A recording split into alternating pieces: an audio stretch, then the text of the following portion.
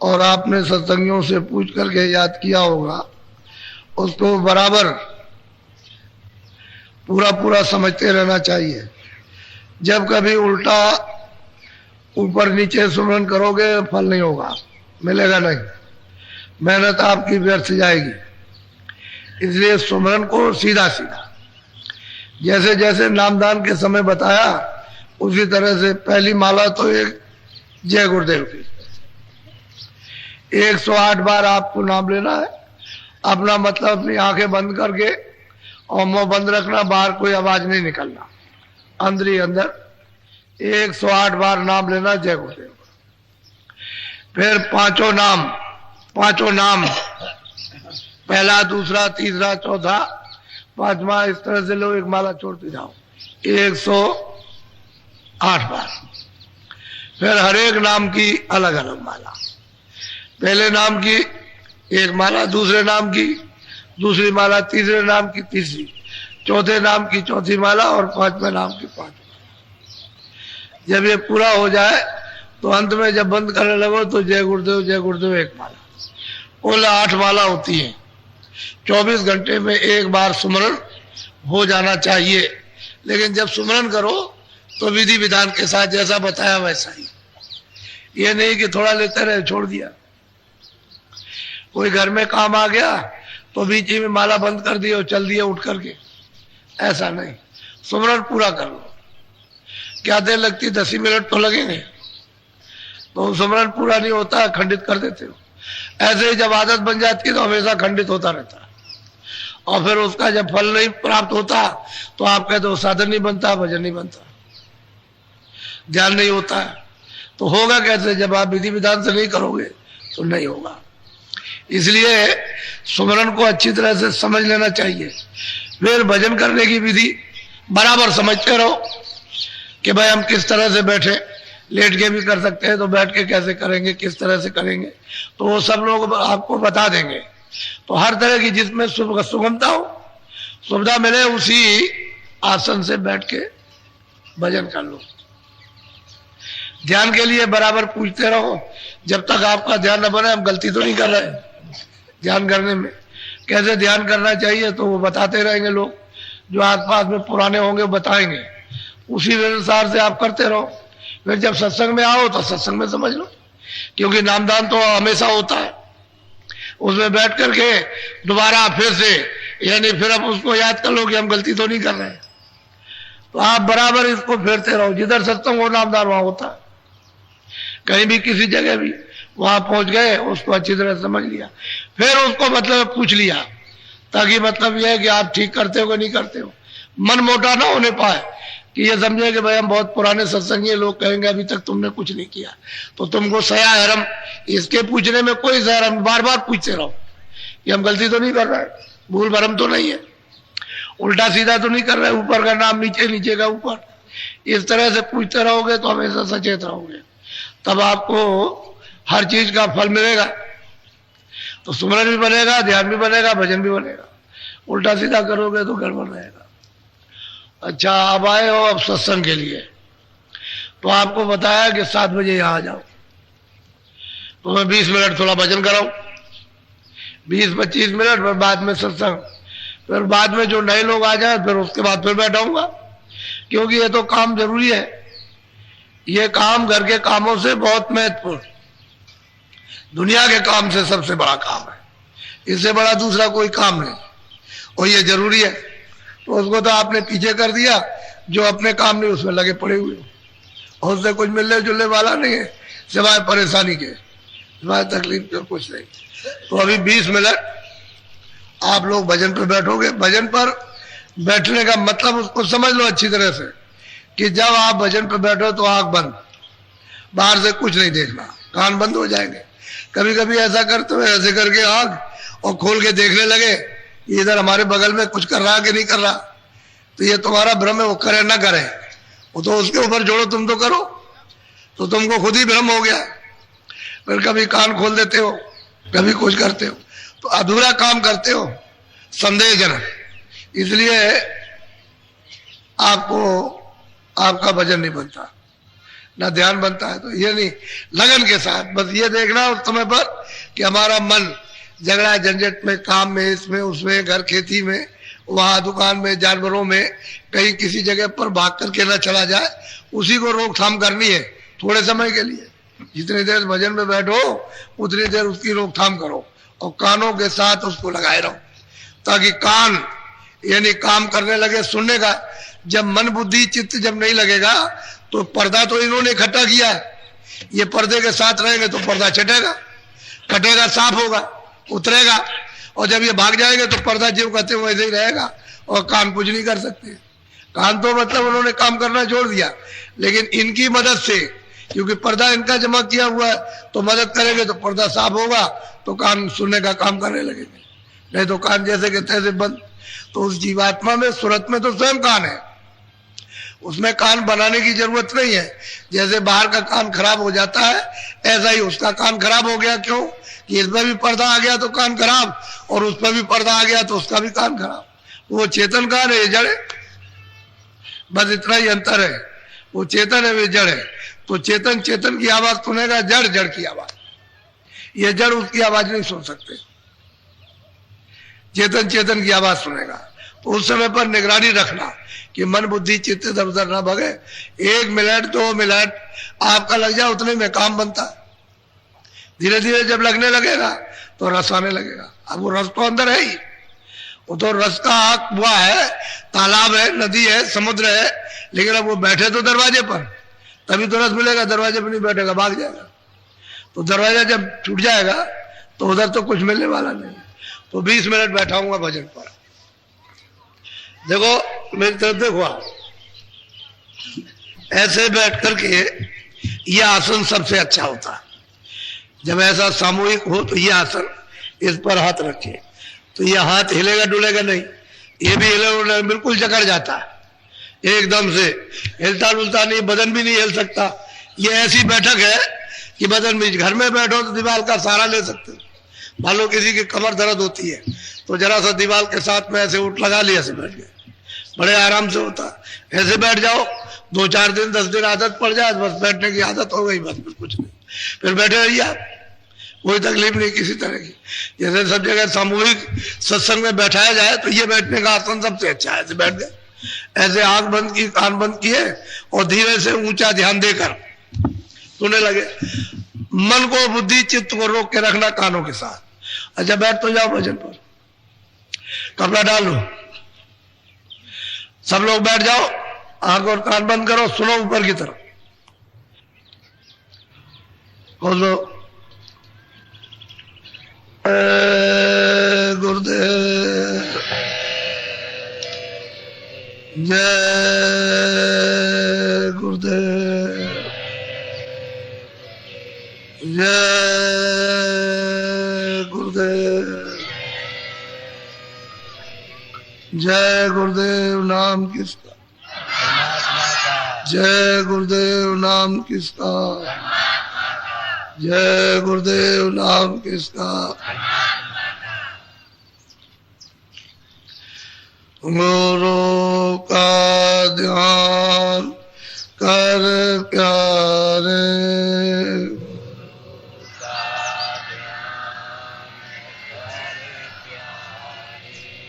बिना इसके नहीं छूटना,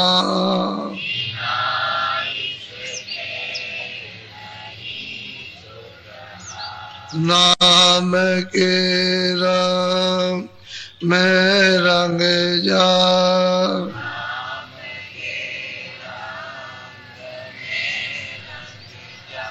मिले तो धाम निज अपना,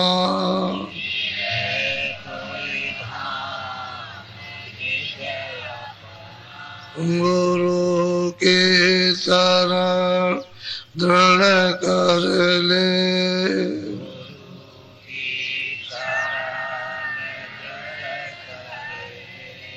बिना इसका नहीं सरना,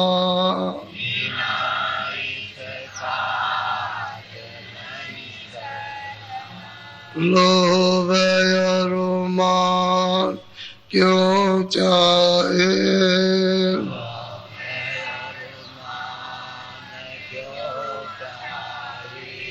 पड़ेगा फिर तुझे देना,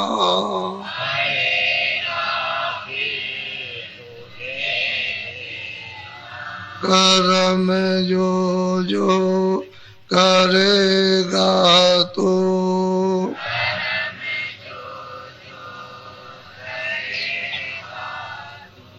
वही फिर भोग ना भरना,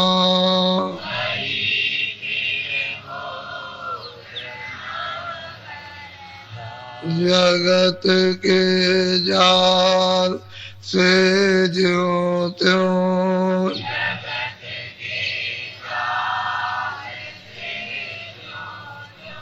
हटो मर्दान गी करना,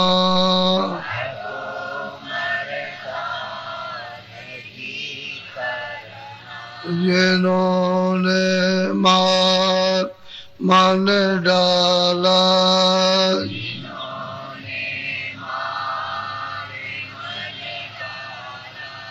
उन्हीं को सूरमा करना,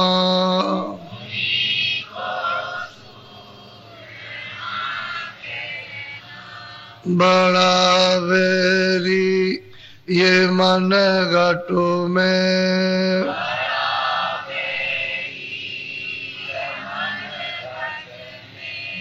इसी का जीत ना कटना,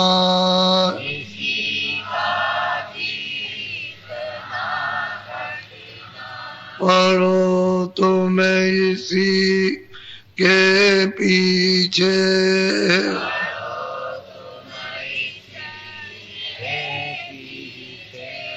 और सब जतन तजना,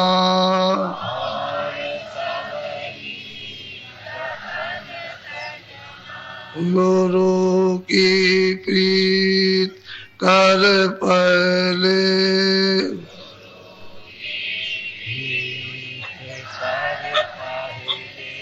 गौर घट सब को सुनना,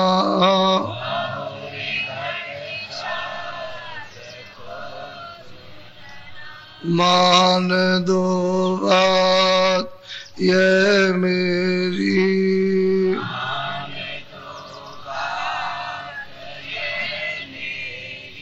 करे मत और कुछ जतना,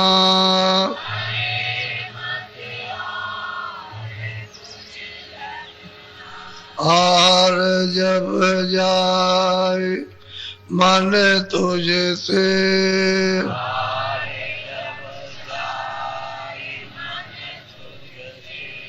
चढ़ा दे सूर को गगना,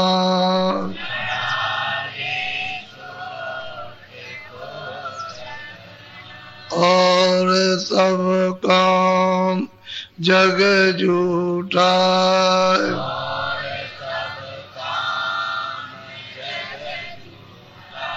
त्याग दे इसी को गहना,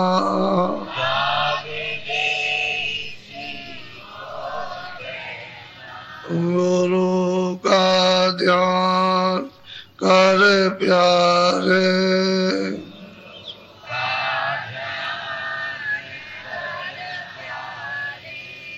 बिना इसके नहीं छूटना,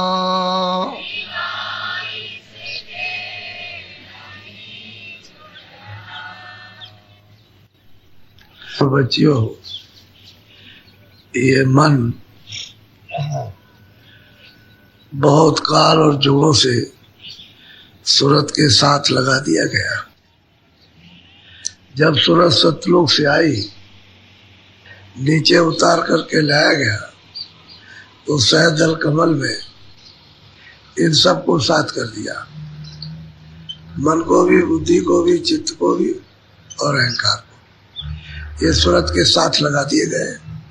फिर ये नीचे उतर करके आए अंडलोक में, वहां भी इसके साथ और बखेड़े लगा दिए गए। 10 इंद्रिया, रजोगुण, तमोगुण, सतोगुण, ये और उनके साथ कर दिए। जब यहाँ आ गए तो ये 5 तत्वों का खोल, जल, पृथ्वी, अग्नि, वायु, आकाश का बना हुआ ये मसाले का ढांचा इसको लगा दिया। अब इतने दूर दराज जा करके और इसके जाल में फंस गए। मन जो हो गया इंद्रियों का रस्सिया हो गया। किसी ने रोकथाम पर की नहीं, कोई रोकते होते, इनको मना करते होते तो कभी कभी रुकता। तो ये मन हमेशा आजाद रहा, जो चाह सो किया। अब इसको वापस जाने में मरना है तो कहता है मैं मरूंगा नहीं, अब मुझसे वापस नहीं जाया जाता। मैं कैसे जाऊं, इनको कैसे छोड़ूं? मेरी आदत पड़ी हुई है इन बाहर के विषय विकारों में, भोगों में, तो ये छोड़ता नहीं है। और बगैर मदद मिले हुए मन इन विकारों को छोड़ नहीं पाएगा। इसीलिए महात्माओं की जरूरत पड़ती है कि वहां चलेंगे, फरियाद करेंगे, प्रार्थना करेंगे, अर्जी करेंगे, कमजोरियों को बताएंगे कि हमसे भजन नहीं होता, ध्यान नहीं होता, हमारा मन नहीं लगता है, बुद्धि नहीं लगती है, चित्त नहीं लगती है। तो वो समर्थ है, उनकी दया दृष्टि हो जाएगी तो मन को रोकेंगे, बुद्धि को थोड़ा जगा देंगे, चित्त को रोकेंगे और लगाएंगे थोड़ा सा। तो मदद मांगने के लिए तो चाहिए किसी का सहारा, और बिना सहारे के कुछ करोगे तो कुछ पता नहीं चलता। तो रामायण पढ़ते रहो, गीता पढ़ते रहो, भागवत करते रहो, पूजा करते रहो, एक पैर से खड़े रहो, व्रत करते रहो, बिना आधार के जब करते रहोगे तो मदद नहीं मिलेगी। जब चाहेगा जब ही छलांग मार जाएगा और भाग जाएगा। तो असल में मन कितने जुगों से यहाँ आया हुआ और बड़े बड़े इसके लिए साधन किए गए, लेकिन रुका नहीं। ऋषियों का भाग गया, मुनियों का भाग गया, तपस्वियों का भाग गया, ज्ञानियों का भाग गया और लग गया विकारों में। ये तो बिना महापुरुषों के ये बस में नहीं आता। और जब वो भेद देते हैं तो नाम की चोट पड़े, शब्द की जब चोट पड़ती है तो चुप हो जाता, क्योंकि शब्द की चोट को बर्दाश्त नहीं कर सकता तो चुप हो जाता है। फिर उसमें चोट भी पड़ती है, रस भी आता है। जब चोट पड़ेगी और रस आएगा तो उसे मीठा लगता है तो ताकतवर हो जाता है। तब ये भोगों को छोड़ता है। बिना नाम की, शब्द की कमाई के मन बस में कभी आ ही नहीं सकता, क्योंकि और साधन तो सब छुट्टा है। यही बस में करने का साधन है, क्योंकि इसका आधार है। नाम का आधार, शब्द का आधार, आवाज का, बाजों का आधार। जब आधार से जब चलेंगे तब तो बस में हो जाएगा, और उसमें मिठास है, ठंडक है, आनंद है। और बिना आधार के बगेंगे तो कितना करते रहो, जब चाहेंगे जब ही निकल जाएगा। इसलिए लोगों का मन नहीं रुकता। तो मन बड़ा फोरेबी है, जाली, धोखेबाज, बेईमान, वादा खिलाफी करेगा, भाग जाएगा, लगेगा नहीं, सब काम करेगा। तो ये फरियाद करते रहते हैं गुरु के पास जा करके कि हम नहीं लगता है, ये भागता है, बड़ा परेशान किए हुए, ये को दया कर दीजिए, कुछ कृपा कर दीजिए। तो फिर धीरे धीरे धीरे धीरे वो सत्संग का बोया वचनों का लगा करके इसको जब सुनाते हैं तो फिर धीरे से मतलब महीन होता है। ये मोटापन इसका जाएगा तो मन महीन कर लीजिए। कहते हैं इसको महीन को शब्द सुना सुना कर इसको महीन कर लो, तब शब्द में लगेगा, क्योंकि शब्द उससे भी ज्यादा महीन है, उससे भी ज्यादा बारीक है। तो वैसे शब्द की चोट सहन नहीं कर सकता और उसके मतलब ये कि सुन नहीं सकता। तो मन को थोड़ा बहुत बाहर से महीन किया जाता है, इसको घिसा जाता है, जैसे चटनी बनाई जाती है ऐसे ही। जब ये गिर जाता है तो फिर लग जाता है, तो समय लगता है उसमें। कृपा हो जाए गुरु की तब तो देर नहीं लगे, लेकिन धीरे धीरे वो जबरदस्ती नहीं करते, नहीं मेरे को मार पीट करके सब करके मतलब शक्ति करके उसको ठीक कर दे, लेकिन वो फिर दयाल अंग नहीं रहता, उसमें काल अंग रहता है। और काल अंग में रहकर दयाल में नहीं जा सकते वहां। तो इसलिए महापुरुषों के पास दयाली अंग रहते हैं, दया ही करते रहते हैं। धीरे धीरे धीरे धीरे धीरे धीरे दया कर देते, कृपा हो जाती है, तभी लगने लगता है। आपको क्या मालूम था भजन किसको कहते? वहां प्रयागराज में जब लोग बैठ के करने लगे तो कहने लगे कि भाई हमने तो ऐसा कभी देखा नहीं था कि ऐसे भजन किया जाता है। तो गाना गुना गाना ये कोई भजन है? भजन तो एकांत में होता। भजन कहते हैं देववाणी सुनना, आकाशवाणी सुनना, ध्यान करना, आँख खोलना तो देखना उसको तो एकांती में किया जाता। पहले लोग एकांती में करते थे, अब ये चलते चलते ये सब मैदान में आ गए। शोर सपाटे में एक दूसरे की कोई बात सुन सकता, कोई किसी की नहीं सुनता। भजन और ध्यान तो एकांती में होता, हमेशा होता है, हमेशा होता रहेगा, उस शोरगुल में कभी नहीं हो सकता। और जब एकांत में इसकी कमाई कर लो तो शोरगुल फिर कुछ नहीं करता, फिर कहीं भी रहो, लेकिन उसे एकांत चाहिए चाहिए। जब एकांत में जब पक जाएगा, सिद्धि कर लेगा, सिद्धि सिद्धि हो जाएगी, सब कुछ कर लेगा, फिर उसके बाद शोर उसके लिए जैसे जंगल वैसे घर, फिर बाहर अंदर एक रस, फिर कुछ उसका नुकसान नहीं है, क्योंकि वो तो अंदर चला गया, तो अंदर का सुनने लगा, बाहर से कोई मतलब नहीं। कहीं भी बैठ जाएगा सर से सिमटा हो जाएगा, लेकिन जब तक अंदर नहीं जाता तब तक तो बाहर तंग करेगा ही। तो बाहर ये फंस गए शोर सपाटे में। ये कोई भजन होता है? वो मतलब यह है कि वो भोजन कर रहा है, पेट भर रहा है, पेट इससे भरेगा नहीं। इसलिए बड़ी समझदारी से सत्संग को सुनना चाहिए, क्योंकि वो तो थोड़ा बहुत सत्संग मिला, क्योंकि ज्यादा दिन का तो सत्संग नहीं है, 10 दिन 20 सत्संग आपको मिल गए तो मतलब ये कि कम है। कितने जुगों का मन, कितने कितने दांव, कितनी कितनी सीढ़ी जंगल रास्तों से भटका हुआ, और एकाएक जगह पर आ जाए, कृपा के बिना नहीं होता, दया हो जाती तभी होता है। तो महापुरुषों ने सबके लिए रास्ते दिए कि भाई कैसे तुम कैसे लगोगे भजन, कैसे समझोगे, करोगे कैसे भजन। जब तक वो रास्ते नहीं मालूम होंगे तो अपने को क्या पता चलेगा, तो क्या करें। तो जीवों को समझाते हैं महापुरुष, जब जब आते, कोई भी आया जीवों को समझाने का काम किया। वो चले गए, दूसरे आए, उन्होंने समझाने का काम किया, वो चले गए, तीसरे आए, उन्होंने समझाने, सब मतलब समझाने का काम करते रहे। भाई सत्संग कैसे मिलेगा, कहां से तुम भजन और ध्यान जान सकोगे, कैसे कर सकोगे, ये सबने बताया। बोलो, तो थोड़ा सुनो ध्यान से। करो खोज कर भाई, बिन गुरु कोई राह न। अब वो सब जीवों को ताकीद करते हैं, वो सचेत करते हैं कि भाई गुरु करो। कहते हैं कैसे खोज कर भाई, कहे जीवो तुम ऐसे किसी गुरु को खोज करके करो जो रास्ता जानता है। जो रास्ता नहीं जानता है वो तो आपको कुछ बता नहीं सकेगा, तो गुरु खोजो, और खोज के जब समझ में आ जाए कि यहाँ से हमारा काम होगा, हमारा काम बन जाएगा, हम जाग जाएंगे, तो कहते हैं कर लो। करने का मतलब है उनसे रास्ता ले लो, करने का मतलब भेद ले लो। यह कहते हैं गुरु करो खोज कर भाई, गुरु करो खोज करके, जान करके, समझ करके, फिर ऐसे नहीं जब रास्ता मिल जाए तो फिर भजन करो, भजन कर लो। तो गुरु करो खोज कर भाई, बिन गुरु कोई राह न पाई। कहते हैं बिना गुरु के कोई रास्ता नहीं पा सकता है। जिस गुरु ने देखा वही रास्ता बताएगा, जिसने देखा नहीं वो क्या बताएगा, वो तो कुछ बताए नहीं। इसलिए गुरु करो, कब करना, खोज करके, जान करके करना, अनजान में नहीं कि ये रास्ता जानता कि नहीं जानता। जब वो बता दे आपको ये रास्ता चलने का, चलो, तो कहते हैं फिर करो। बोलो, जग डूबा वो जल धारा, कोई मेला न कारण। कहते हैं कि जगत के जीव बेचारे क्या है, वो सागर की नदी में, वासना में, काम में, क्रोध में, लोभ में, मोह में, आशा में, तृष्णा में, मार में, पीठ में, गाली गलौज में, मोहब्बत में, इसमें सब के सब डूब गए। अब कोई इससे निकालने वाला तो कोई मिला नहीं, तो कैसे निकालेंगे, ये छुटकारा कैसे पाएंगे। तो कहते हैं जीव जगत में आए सब डूब गए। क्यों डूब गए? कहते हैं कोई काटने वाला, कोई गुरु आपने खोज करके किया नहीं जो आपको निकालता, बिना गुरु के रह गए।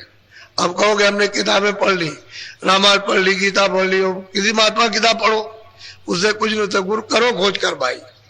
कहते हैं कि ढूंढो, तलाश करो कि भाई गुरु है वो जानता कि नहीं जानता है। जो जानता होगा वही चीज आपको बताएगा, जब ये समझ में आ जाए। इसीलिए कहते हैं सत्संग सुनो, सत्संग सुनते सुनते सुनते सुनते जब तुम्हारी बुद्धि पक जाएगी और मन तुम्हारा जब स्थिर हो जाएगा तब समझ में आ जाएगा। तो कहते हैं फिर तुम ले लो रास्ता। फिर कहते हैं फिर करो, फिर करो, फिर उस रास्ते पर चलो जिस पर गुरु चलाए, उस रास्ते से निकल चलो, तब तो पहुंच जाओगे। क्योंकि गुरु जो रास्ता जानता है वही बताएगा, जो नहीं जानता वो नहीं बताएगा, क्योंकि उसे तो मालूम है नहीं है। तो कहते हैं फिर चल दो उस रास्ते पर, जब मिल जाए रास्ता तो चलना चाहिए, फिर उसमें इधर उधर नहीं। बोलो, कहते हैं सारा जगत डूब गया, बचने वाला कहते कोई मिला ही नहीं, जो निकाल लेता है इनको काट लेता। इन विकारों से, बुराइयों से, लोभ से, मोह ममता से वो रास्ता बताता तो कोई मिला ही नहीं, तो निकालेगा कौन? बोलो। जग पंडित भेख विचारे, क्या जोगी ज्ञानी। कहते हैं कि जगत में पंडित भेख साधु, साधु बनने से तो साधु होगा नहीं कि हमने भेष बना लिया, दाढ़ी रख ली, बाल रख लिए और हम बाहर चले गए जंगल में मारे मारे फिरते हैं। उनका खुद तो मन बस में नहीं है, खुद रास्ता जानते नहीं, दूसरों को क्या बताएंगे? अपना तो काम किया नहीं और वो क्या किया। तो कहते हैं क्या पंडित, क्या भेष विचार, क्या जोगी क्या नहीं हारे? वो भी योग करते करते हार गए, उनको भी कुछ नहीं मिला, वो भी वैसे ही रह गए। ये भी हार गए, वो भी कभी ये करो कभी वो करो, कभी पूजा करो कभी पाठ करो, कभी इसको करो, कभी उसी में लग गए। तो इसमें क्या मिलेगा? अरे रास्ता तो मनुष्य रूपी मंदिर में है, जीवात्मा तो चेतन बैठी है मंदिर में, तो उस मंदिर में रास्ता मिला नहीं तो वापस कैसे जाओगे? वो तो आने का रास्ता तो एक है। जब दरवाजे में बैठ गए तो भटक गए, अब वो दरवाजा बंद हो गया, ये बाहर इंद्रियों का खुला हुआ, तो इधर में भटक गए, इस जगत में, इस संसार में, मोह ममता में, इसमें विषय वासनाओं में, इसमें लग गए, तो वापस जाने का रास्ता नहीं। इसलिए गुरु करो खोज कर, जो उल्टा जाने आने वाला हो, जो वापस लौट करके पहुंच गया हो अपने घर में, ऐसे गुरु को कहते हैं खोज कर, तलाश करके करो। जब रास्ता दे दे तो फिर चलो उसी रास्ते पर, वापस हो जाओ। बोलो। संतन से प्रीत न धारी, क्यों उतरे भोजन। कहते हैं कि जब जब वो महापुरुष आए, जब जब संत आए तो कहते हैं उनसे तो उन्होंने प्रेम किया नहीं, उनका सत्संग सुना नहीं, उनसे रास्ता लिया नहीं। तो ये बताओ कैसे पार जाएंगे? इस भोजल से कैसे तरेंगे? कैसे किराए लगेंगे? जन्म मरण कैसे छूटेगा? फिर मतलब 84 चले गए 4 खानों में, नरकों में, तो फिर लौट करके उधार आते। बहुत लंबा चौड़ा बियाबान जंगल है, जो चला गया लौट के आएगा? कब फेरा लगेगा आके? कितने युग बीत जाएंगे जंगलों में, जीव जंतु का आदि की योनियों में भोगते रहो, पड़े रहो उसमें, रोते चिल्लाते रहो, मौका नहीं मिलेगा। क्योंकि कर्म ही ऐसे नहीं किए जिसकी वजह से आपको जल्दी मौका मिल जाए। अब उन योनियों का कर्म किया, उसमें भोग रहे हो, तो अब कितने युग बीतेंगे, उसका कोई अंत नहीं है। तो कहते हैं कि भाई संतों से तो प्रेम किया नहीं, उनके पास तो गए नहीं, इसमें लग गए, ये कर लो वो कर लो वो करो, ये करो, इसी लोभ लालच में, ममता में, और अपने अपने स्वार्थ में फंसे रह गए। तो अपने जीव के कल्याण की तो फिक्र हुई नहीं उनको, बस ये है कि पेट भरो। पेट तो जानवर भी भरते हैं, आदमी तो है, तो आदमी है, उसको तो बुद्धि मिली है, तो वो सोचता है पेट भरो पेट भरो। पेट तो जानवर भी भर लेते हैं, उनके पास नहीं बुद्धि है, लेकिन दिन में अपना कहीं घास घूस चले जाएंगे, पेट भर लेंगे। पेट भरने की बात तो सभी की, लेकिन मनुष्य होकर के पेट भरने की बात नहीं सोचना चाहिए। उसको ये सोचना चाहिए कि जो मेरे भाग में है वो मुझे मिलेगा, आप कुछ आगे के लिए कर ले। तो आगे के लिए कुछ करते नहीं है, और संतों से प्रेम करते नहीं, सत्संग नहीं करते, उनके पास आते जाते नहीं है, तो भटका तो खाएंगे। अब उनके साथ लग जाओ तो क्या गिरोगे नहीं? उनके साथ लगोगे, भोजाल में पड़ोगे, वापस लौट जाओगे। आए हो दरवाजे में बैठ गए, और दरवाजा आप ढूंढ नहीं रहे हो, जा नहीं रहे दरवाजे से निकल करके, और वापस लौट गए। फिर 84 में 4 खानों में वापस हो गए, फिर भोगो जाकर। पढ़े विद्या बहुत प्यार से समझाते हैं, कोई तीर्थों में दौड़ दौड़ के जाते हैं, वहां चलो वहां चलो वहां चलो, चलो द्वारका चलेंगे, चलो हरिद्वार चलेंगे, काशी चलेंगे, रामेश्वरम, भागते रहते हैं, कहते बस वहां चलो, यात्रा करते रहते हैं, बहुत कुछ नहीं। कोई विद्या में फंस जाते हैं, ये पढ़ो वो पढ़ो वो पढ़ लो। इसी पढ़ने लिखने में कमाई कोई नहीं करता। जिसको आत्मज्ञान हो, जिसको ईश्वरी ज्ञान मिले, जो यहाँ से छुटकारा पाए, कुछ नहीं, इधर भाग करके उधर गए, तब तक बुढ़ापा आ गया, बस खत्म हो गया। क्या देर लगती है? समझ जाते क्या देर लगती है? बस निकल गए। अब इसमें तो फंस गया करके, इसमें मिला कुछ नहीं, वो भटक गए। अब जो करने की है उसका तो फल मिलेगा, तो करने तो वो किया है जो खानों में जाने की, तो छुटकारा कैसे हो जाएगा, जीव निवृत्त कैसे होगा। बोझा लाते रहे और कहोगे नहीं हम तो छुटकारा पा जाएंगे, कैसे हो, तुम्हारे मन की बात तो है नहीं भाई। जो बोझा लदा है वो तो आपको झेलना ही पड़ेगा, उतारा तो आपने नहीं और लादते ही चले गए। तो बोझा लाद लिया तो खानों में जाकर फिर उसको अदा करना। बोलो। भक्ति रस ने कन पाया, भक्तों की शरण कहते हैं कि भक्ति रस तो वहां मिलने जुलने वाला है नहीं, क्योंकि भक्ति रस तो वहां मिलेगा जहां संत होंगे। जिन्होंने मालिक को प्राप्त किया वहां से रस मिलता है, वहां से ज्ञान मिलता है, वहां से शक्ति मिलती है, आनंद मिलता है, अमृत मिलता है, सब कुछ मिलेगा वहां से। तो कहते हैं कि भाई भक्तों की शरण में तो आया नहीं, ना उनका सत्संग किया, ना उनके वचन सुने, जो उन्होंने बताया वो भी उसने नहीं किया, तो फिर कैसे मिल जाएगा उसको। क्योंकि ये तो देश जो है, सही बात तो यह है कि बिना महात्माओं के इस जीव का छुटकारा हो ही नहीं सकता।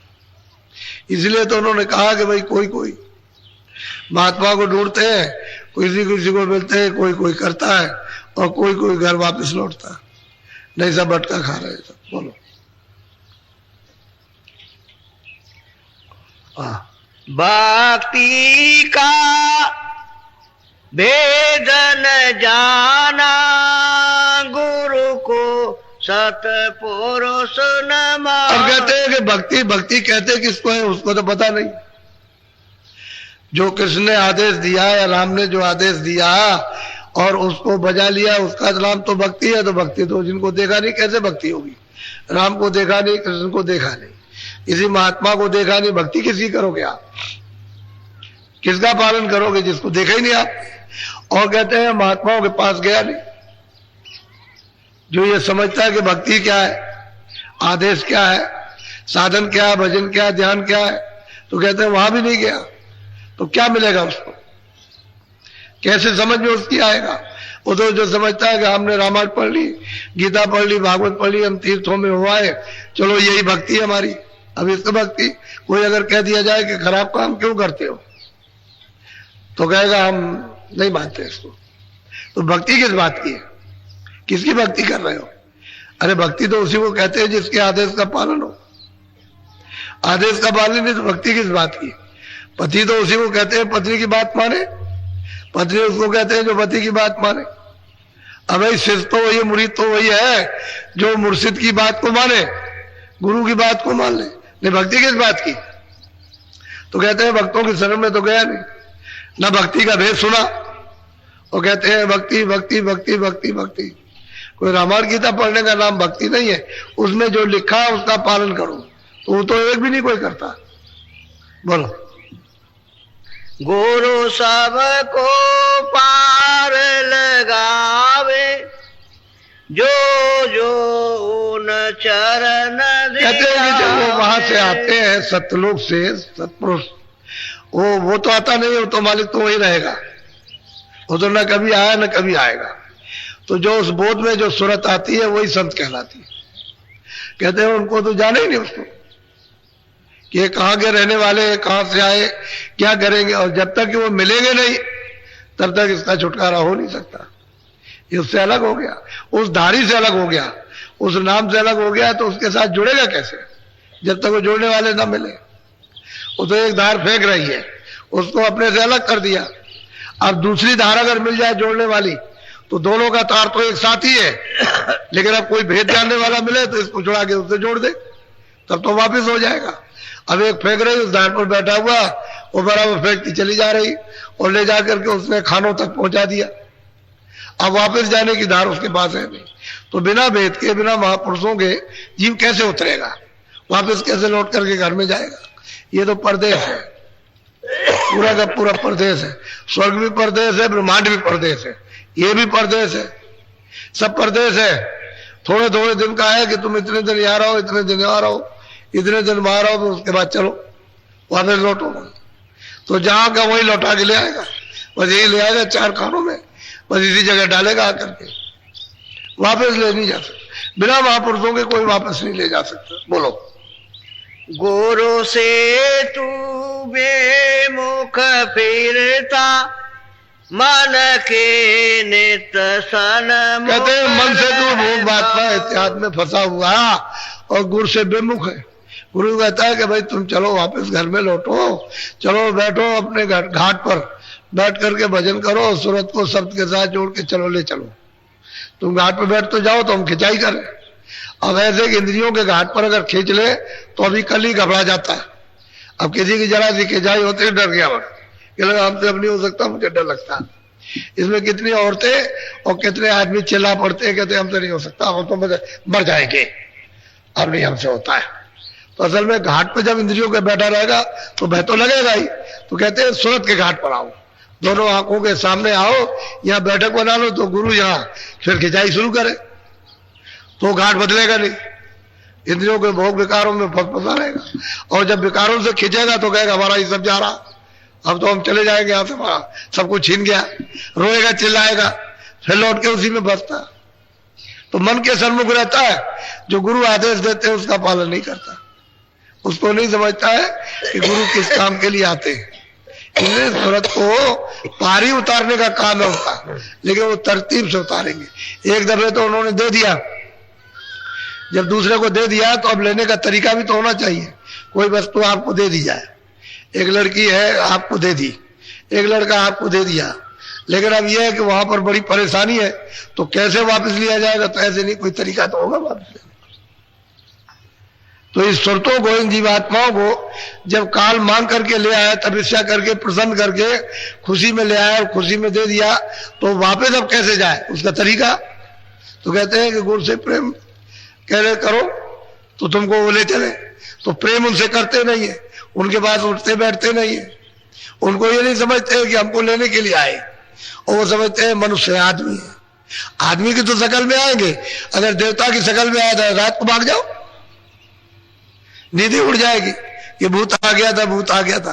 तो जिस शकल में तुम उसी शकल में आएगा और तब उसी शकल में जगाएगा तो तुमको उससे प्रीत हो जाएगी, घाट पर बैठाएगा तब देव रूप निकलेगा। वो तो देवता है ही, वो तो जब तुम्हारा देव रूप निकाल देंगे तब समझ में आएगा, नहीं ऐसे कैसे समझ में आ सकता। उनका देव रूप है तेरा मानव रूप, तेरा अज्ञानी रूप है जड़, उनका चेतन है। तो इसलिए तेरे ही रूप में आएंगे तभी जगेगा, तभी निकलेगा। कर्मों में पछता खपता नर दे। अब महापुरुष कहते हैं भाई तू कर्मों में पछता खपता है रात दिन, कभी ये कर्म किया, कभी वो कर्म किया, कभी उसको किया, कभी उसको किया, इसी में मेहनत करता अच्छी तरह से, चिल्लाता और रोता उसमें, बस इसी में समय निकल जाता तेरा। और जो भजन तेरे लिए बताया गया उसको नहीं करता, उसको कभी कभी करेगा, मिनट आधा मिनट, कभी एक सेकंड, कहता हमने कर लिया, मन से कह दिया हमने कर लिया, अब मन भ्रम गया, कह दिया हमने कर लिया, 1 मिनट में भजन हो जाएगा, 1 सेकंड में। और दिन भर इसमें लगा रहेगा कर्मों में, किससे सुख मिलेगा, आनंद मिलेगा, इससे न किसी को सुख मिला ना आनंद मिला। मिल गया होता है, सब चिल्लाते नहीं कि हमको इतने रुपए मिल गए, हमको इतने मकान मिल गए, हमको ये मिल गया, अब हमको आनंद हो गया, अब हमने पा लिया। वो रो रहे, तुमसे ज्यादा रो रहे। तो ज्यादा फंसोगे तो ज्यादा रोगे, कम फंसोगे कम रोगे। वो तो जितने ज्यादा उलझोगे तो वहां जाल है, उसी में फंस गए तो दिन भर बुद्धि उसी में लगा रहोगे, उसी में शरीर लगा रहेगा, उसी में इंद्रिया मन उसी में लगा रहेगा, बस वही करते रहोगे, रोते रहोगे, निकलने का कोई उपाय नहीं। तो कहते हैं भाई क्या करो, महात्मा नहीं मिलेंगे। बोलो। अब चेतो समझो भाई, करे प्रीत गुरु संग कहते अब चेतो, अब जाग जाओ। कहते हैं भाई प्रेमियों अब जगो चेतो, क्योंकि महापुरुष आते हैं जीवों को वापस करने के लिए, घर में पहुंचाने के लिए। तो अब तुम्हारा काम है कि प्रीत करो, प्रेम करो, प्रीत प्रति विश्वास करो कि हमको घाट पर किसी तरह से वापस करके बैठा दे। और घाट पे जब बैठ जाओगे तब तो फिर सूरत अपना काम शुरू कर देगी। जब तक सूरत का घाट नहीं बदलता उसको अपना घाट निजी नहीं मिलता है, तब तक ये भटकती रहेगी, तब तक इसमें कोई ताकत नहीं। और घाट पर उलट करके बैठी कि इसमें ताकत आने लगी, फिर मन कुछ नहीं कर पाएगा, न कुछ बुद्धि कर पाएगी न चित्त। जब तक की देर है। और महात्मा कहते हैं भाई तब तक तुम प्रेम कर लो, जो हम कहें उसको करो, उतना ही काम करो जितनी जरूरत है, ज्यादा मत करो। तो जितना प्रेम करते जाओगे उतने उलट जाओगे। उनसे प्रेम तो है नहीं, उनकी बात सुनते नहीं, उनकी बात मानते नहीं, उनको कुछ समझते नहीं, और जगत को सब कुछ समझते हो, यही हमारे सब कुछ है। अच्छे हैं, बच्चे हैं, कच्चे हैं, रिश्तेदार ये है वो है, धन है, दौलत है, यही सब कुछ है जो कुछ है, बाकी और कुछ नहीं। इसी में सब कुछ समझते हो, उसको थोड़ी समझते हो कि उसके पास सब कुछ है। तो कैसे आपने प्रेम किया? तो कहते हैं थोड़ा बहुत प्रेम कर लो। बोलो। काहे करे अब सते गुरु गाई, करनी करे मेले बड़ा। कहते हैं भाई महापुरुष जब जब आते हैं तो यही कहते हैं, करनी करो, बड़ाई तुमको तभी मिलेगी जब जीवात्मा जगेगी। बड़ा स्थान जब भी मिलेगा, ज्ञान जब भी मिलेगा, चेतना जब भी आएगी, पार जब भी उतरोगे जब करनी करोगे। करनी करो, मार मन डालो इंद्रिय रोग द्वारा। करनी थोड़ा करो, मन को थोड़ा सा विषयों की तरफ से रोको, थोड़ा थोड़ा रोकोगे और करनी करोगे तो ढीला हो जाएगा। नहीं तो उसमें जकड़ा हुआ विषय विकारों में। थोड़ा ढीला तो मन को करना ही चाहिए। जब ढीला आदत उसकी बदल जाएगी, करने में जब लग जाएगी उसकी आदत और इन भोगों से छूट जाएगी तो जल्दी काम बन जाएगा। नहीं तो उसी में दिन और रात लगे पड़े हुए और मिलने जुलने वाला कुछ नहीं है। वो सब क्षणिक है, ठंडक क्षणिक ठंडक है, आनंद तो है ही नहीं। उसकी ठंडक आती है शब्द की, नाम की। छन छन के ठंडक आ रही है, शीतलता उसी से समझता है कि आनंद है। अगर कहीं सच्चा आनंद मिल जाए तो काफी बन जाए। उसीलिए कहते हैं कि मुड़ो आगे, अंदर घाट पर आओ, इंद्रियों का घाट छोड़ दो, सूरत के घाट पर आ जाओ। दोनों आंखों के सामने ऊपर की तरफ आंख करो, घाट मिल जाएगा। तो हम लोग उधर बैठते ही नहीं। और थोड़ा एक आध मिनट कभी ऐसा किया और बस फट से किसी ने कुछ कह दिया, कहीं कोई आ गया तो आंख खोल दी और खोल करके उठ के चल दिए, काम करने में पूरा दिन निकल गया। आप कुछ नहीं कर पाते। यही होता है घर घर में। एक आदमी आया, कह लगे भजन नहीं करता। हमने कितनी देर भजन किया? कितनी देर कब किया भजन? तूने तो एक दिन भी भजन नहीं किया। कहता भजन नहीं बनता। अगर एक दिन भी करता, मिनट 2 मिनट भी, तब तो तेरा कुछ बनता। तूने तो कुछ नहीं किया। वो कहता भजन नहीं बनता। ऐसी शिकायत करने वाले बहुत से होते, करते कुछ नहीं, कहते भजन नहीं बनता। करेंगे कुछ नहीं, विषय विकारों में बसे रहेंगे और कहेंगे भजन नहीं बनता। अरे भाई तू मिनट 2 मिनट 4 मिनट थोड़ा सा तो कम से कम घाट पे बैठो तो कुछ हो। अब तुम घाट छोड़ दिया और चाहते हो यहाँ कुछ मिल जाएगा, इधर कुछ है नहीं। तो जहां कुछ नहीं वहां क्या मिलेगा? वो तो स्थान ही सूरत के जागने का नहीं, वो तो सोने का स्थान है। तो सूरत सोई हुई है, जड़ में फंस करके तो जड़ हो गई, अब सो गई, अचेत हो गई। अब जहां जागना वहां ये जाती नहीं। तो बिना महात्माओं से प्रेम किए वो कैसे जाएगी? वो मिल जाए पूरे तब तो मिले। तो कहते हैं गुर करो खोज कर भाई, सबको एक तरफ से करा भाई। कोई अगर जाना चाहो पार तो गुर करो खोज कर, कोई गुर में भंवर पार न जाई, कोई पार नहीं जा सकता। और रामायण में भी यही लिखा है, व्यास ने भी यही कहा, वशिष्ठ ने भी यही कहा, बगैर गुरु के पार नहीं उतर सकता कोई भी। सब लोगों ने कहा, लेकिन कहते हुए भी नहीं ढूंढते हो, तलाश नहीं करते हो, उसी में उलझ जाते हो कि ये करना है, ये करना है, ये करना है। इस संसार के जड़ काम, तो जड़ में आपका जन्म होगा। जहां आशा था बासा, जड़ की आशा जड़ में बासा। चेतन की आशा करोगे तो चेतन में बासा मिलेगा। तो चेतन की आशा तो जो चेतन जानने वाला हो वो मिलेगा और बताएगा कि भाई तुम घाट बदल के चेतन में चलो, तब तो चेतन में बासा हो। अब जड़ की चीज है, जड़ में फंस गए, मिला कुछ नहीं।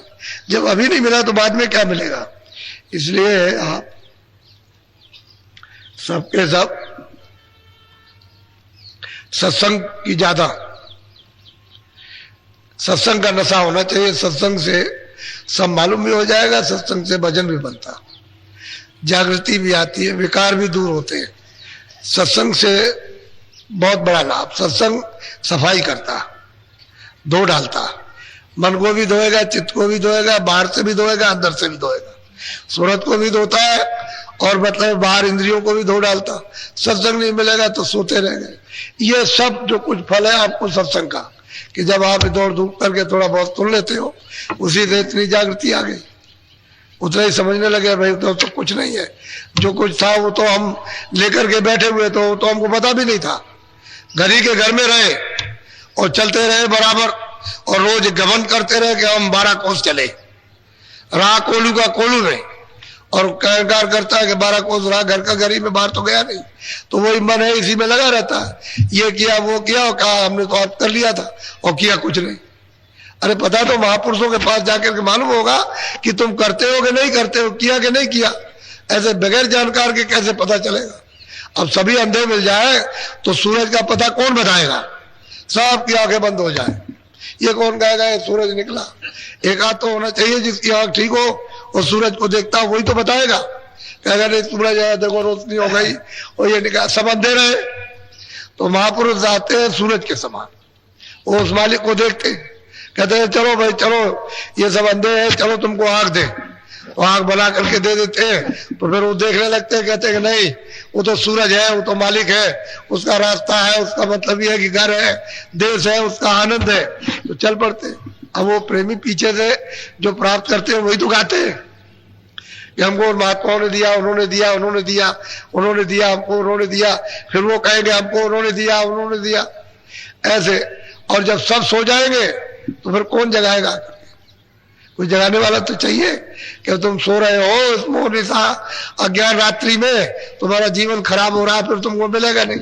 अब तुम जाग जाओ तो सूरत को जगाओ घाट पर जो सो रही है। तो कहते हैं कुर करो खोज कर भाई, सबको ताकीद करते हैं, सबको संदेश देते हैं कि अगर मालिक से मिलना, भवसागर नदी से पार उतरना, तो गुरु करो खोज कर भाई, बिन गुरु कोई राह न पाई, किसी को रास्ता नहीं मिल सकता, तब डूब जाएगा। इसलिए आज दूसरा दिन है, 22 तारीख है आज, 7 दिन का कार्यक्रम होता है, 27 तक रहेगा। अब लोग जो है मालूम हुआ कि आने लगे, अभी काफी आएंगे ऐसी सूचना मिली है।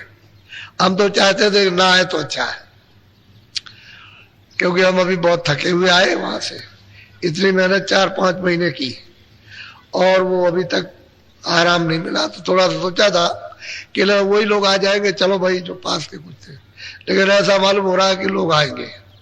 खैर आए उसमें कोई हर्जा नहीं है, वो तो सुनाना ही पड़ेगा। लेकिन अब यह है कि जितना भी सत्संग मिले वो अपना सौभाग्य समझो और इस सत्संग को अच्छी तरह से खूब समझदारी से उसको बैठा लो, चित्त में बसा लो, और जो रास्ता बताया जाए उस पर चल पड़ो। सीधा साधा काम है। और जब यहाँ करना सीखो तो घर में भी वैसे ही करते रहो तो जल्दी काम हो जाएगा। अब इधर बैठे न उधर गए, वहां छोड़ दिया, वहां भी करो यहाँ भी करो। जो वहां कम समझ आए तो यहाँ समझ ले लो, जो लगन में कमी हो यहाँ लगन ले लो, और फिर उसके बाद वहां करते रहो। वो तो शरीर पालन पोषण का स्थान है और ये आत्मा के जागरण का स्थान है। तो इधर किधर जब कहीं जहां कहीं भी सत्संग मिल जाए वहां फौरन पहुंच गए, ताकि आपको अपना भी काम होता रहे और शरीर का पालन पोषण भी होता रहे, दोनों काम हो जाए उसके। इसको चलते चलाते इसको खत्म करो और निकल जाओ यहाँ से। ये मनुष्य शरीर है, बड़े भाग से मिला, बार बार थोड़ी मिलता। एक बार उसने अवसर दे दिया, कहा देखो मेरे मकान से ये तुम अपना काम कर लो, तो कहते गुरु करो खोज कर भाई। तुमको जब हमने मना थोड़ी किया है, कोई भी जाकर के खोजो तलाश करो, कहीं ना कहीं मिल जाएंगे, ऐसा थोड़ी है। जब वो रहते हैं तभी वो कह रहे हैं गुरु करो खोज कर भाई, कहीं जरूर मिलेंगे। जब रहते हैं तभी, जब नहीं रहेंगे तो कहना बंद हो जाएगा।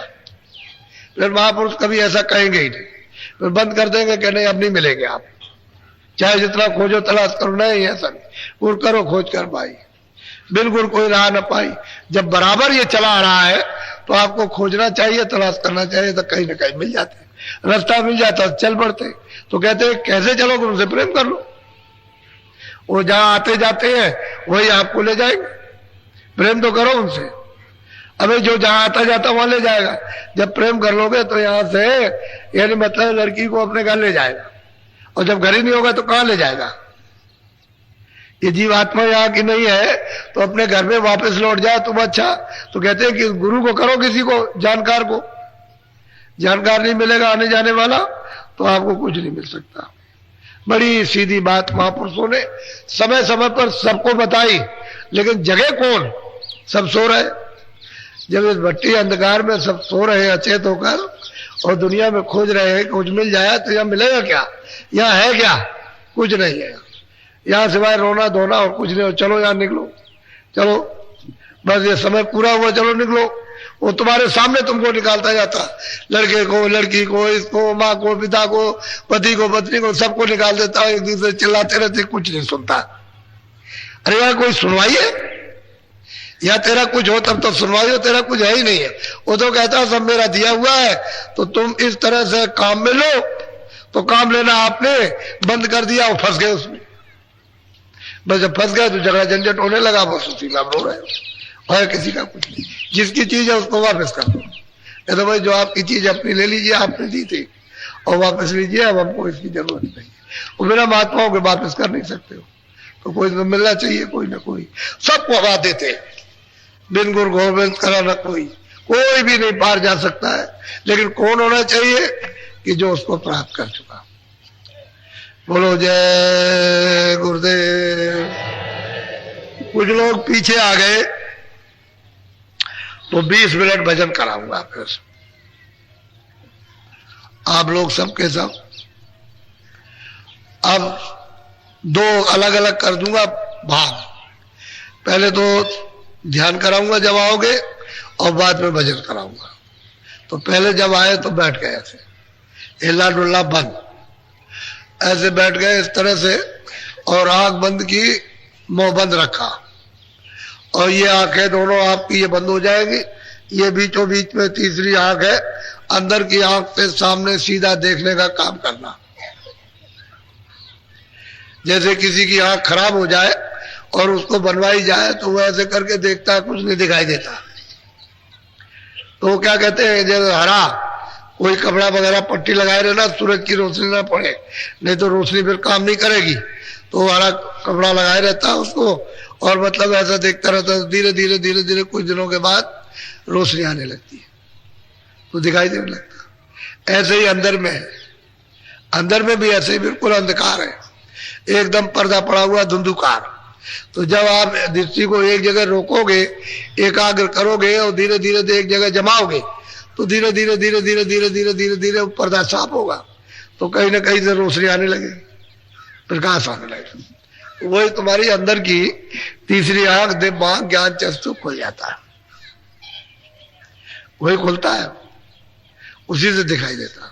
उसमें तो स्वयं आंख है, उसमें एक आंख है, शरीर में 2 आंखें, बस इतनी बात है। तो अब कल से पहले जब आओगे तो ध्यान कराऊंगा, बाद में भजन कराऊंगा। आज तो आपको भजनी पे बैठाऊंगा 20 मिनट। बस होशियार सचेत इस बात के हमेशा रहो कि जब आप भजन करो, काम के वक्त में तो अपना मन दौड़ाओ, जो ये काम करते हो जो भी उसमें दौड़ाए, लेकिन भजन के वक्त में यहाँ चारों तरफ से मन को, बुद्धि को, चित्त को हटाकर यहाँ जीवात्मा के कान के साथ इसको लगा करके और ऊपर की तरफ ऊंचा ध्यान दे करके, जिस तरह से आंख से दृष्टि को एकाग्र करोगे, ऐसे ही कानों से बराबर लगातार जैसे एक टक ध्यान दे करके सुनते हो, वैसे ही सुनना, तभी आवाज आपको सुनाई देगी, आने लगेगी आवाज। जब आवाज सुनाई देने लगे तो उसको गौर से सुनो, धीरे से। मन बुद्धि चित्त को कानों के साथ लगाए रहो तो कान धीरे से काम करने लगेंगे सुनने के लिए, फिर वो सुनने लगेंगे।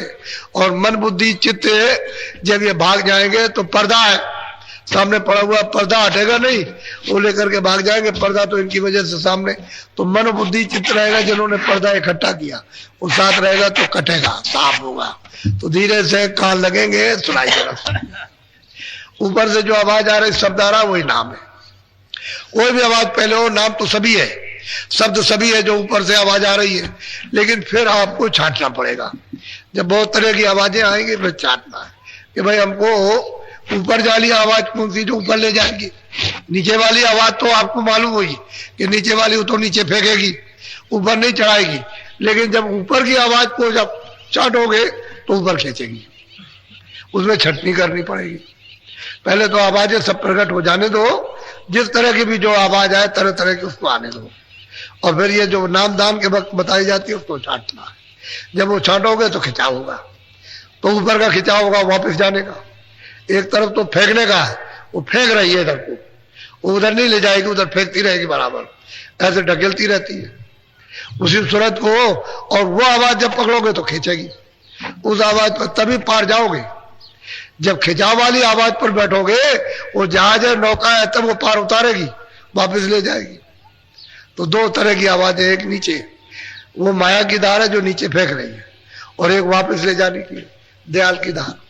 दोनों तुम्हारे पास ही है, इसलिए कहते हैं कि घाट पर आओगे तो पता चलेगा, वैसे नहीं। तो अच्छी तरह से मन बुद्धि चित्त को कानों के साथ लगाकर ऊंचा ध्यान देके सुनना। चलो अच्छा बैठ जाओ, आंख और कान बंद करो, बैठ जाओ, कमला डालो।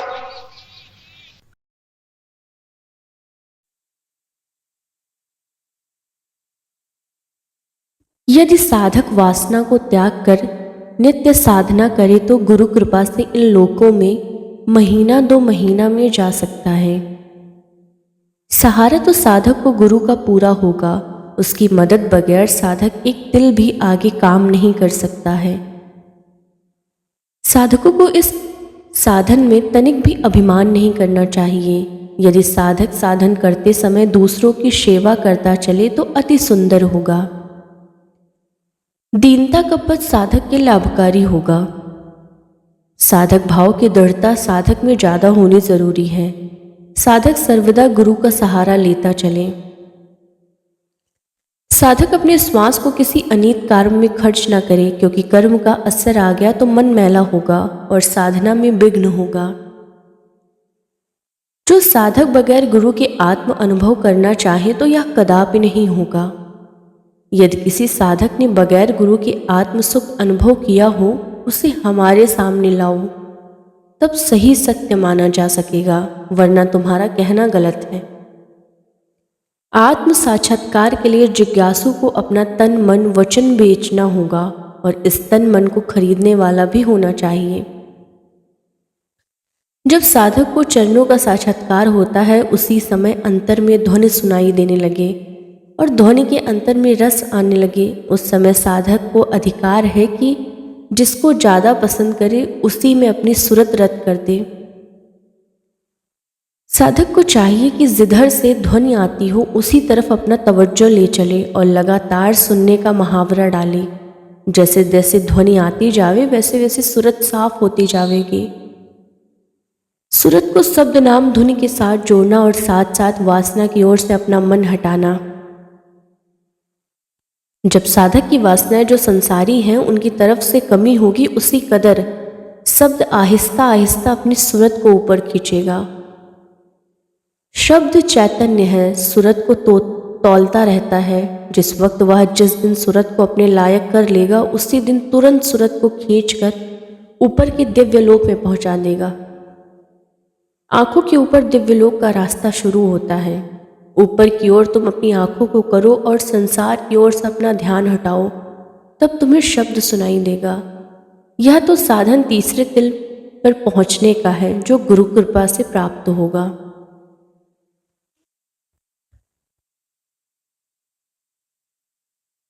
गुरु की महिमा। गुरु में एक चैतन्य शक्ति अग्नि के समान होती है। गुरु की आंखों से चैतन्यता की धारें निकलती रहती हैं, जो कि तलवार की भी मुकाबला नहीं कर सकती है। उन्हीं आंखों के तेज प्रकाश से सेवक के ऊपर अपनी निगाह डालकर उसी सूरत को साफ करते हैं।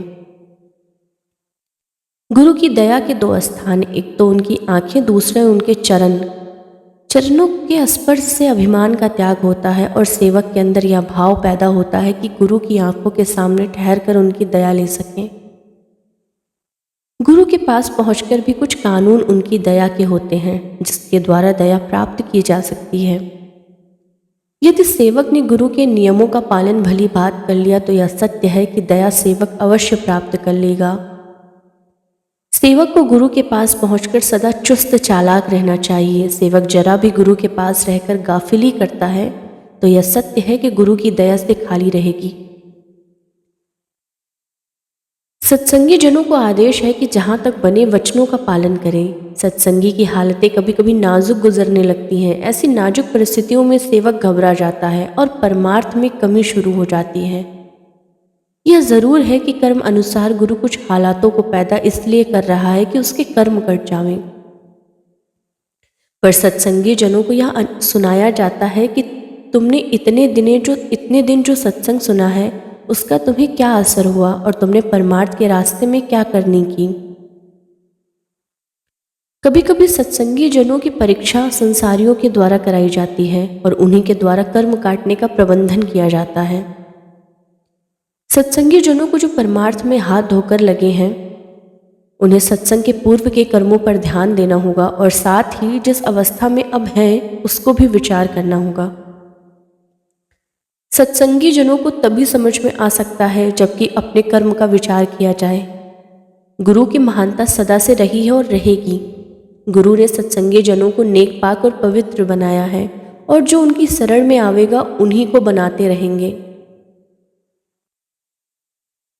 गुरु कभी नहीं चाहते कि सत्संगी जनों को कोई कष्ट हो। गुरु जैसा पवित्र है उसी तरह पवित्र सत्संगी जनों को करना चाहता है।